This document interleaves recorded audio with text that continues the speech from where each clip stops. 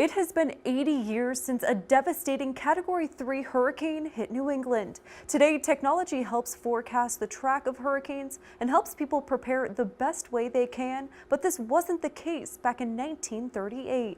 Our Chandler Walsh spoke to some in Worcester Friday who remember the scary day all too well. Chandler?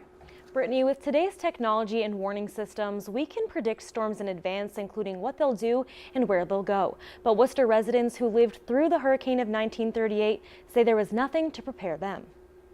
No one knew what was coming when the hurricane of 1938 hit New England. It got caught between two weather systems and it shot right up the East Coast in record time. Austin Seaver remembers walking home from school with his friend when the winds came. It started to blow pretty hard. So my mother scooped us both and brought us into the house and wouldn't let him finish going home. Seaver was 7 years old and it was his first time learning about a hurricane. We sat in my bedroom and looked out the window and watched the trees go over. The Worcester Historical Museum says the Category 3 storm caused massive flooding, fires, and winds as high as 186 miles per hour in the state. Worcester resident Eleanor Smith was living in Connecticut at the time.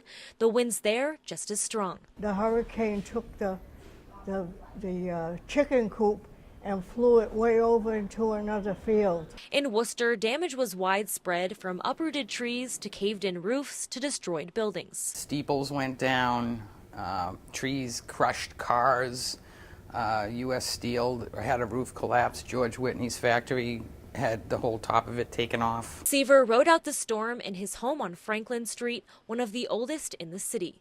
He says his parents were relieved they had no damage. The house still stands. That old house must have been well built because not a thing happened to it. Fred Dowd watched the windows of his home in Webster Square shake. He says he was scared with no warning of the storm. The hurricane was extra dangerous without the satellite imagery and radar technology of today. I'm thankful that they have a lot more time to prepare for these things.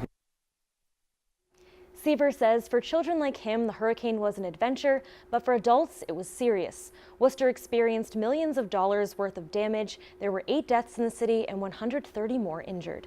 Chandler Walsh, Worcester News Tonight.